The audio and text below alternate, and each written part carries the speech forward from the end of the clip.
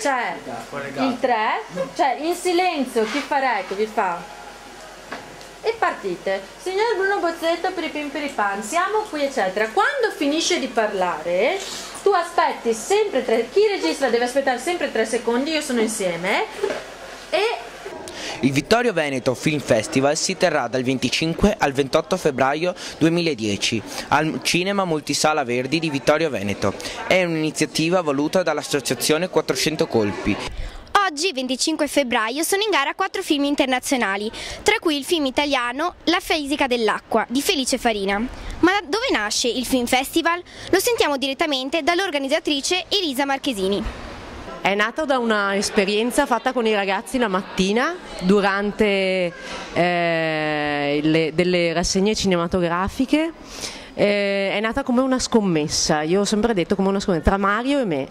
Mario è un doppiatore e io mi sono sempre trovata molto bene, ho doppiato con lui molti film e l'anno scorso abbiamo detto ma perché non fare un festival, abbiamo visto 12.500 ragazzi in un anno, perché non riproporre questa cosa, e così abbiamo iniziato questa grande avventura. I 600 ragazzi che parteciperanno al festival costituiranno la giuria, scegliendo tra i 12 film finalisti in concorso i 3 vincitori.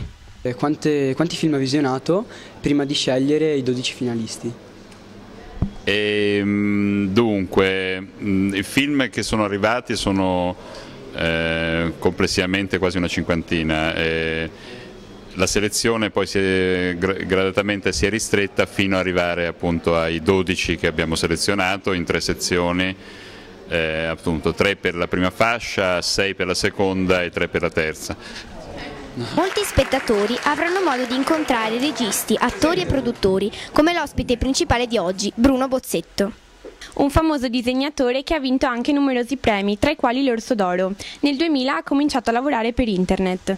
Mi hanno chiamato e mi hanno chiesto di fare un film con Flash, perché doveva andare su internet, e quindi mi hanno costretto ad imparare una tecnologia e una cosa che io ignoravo totalmente. Poi ho scoperto che era meravigliosa, quindi ho continuato.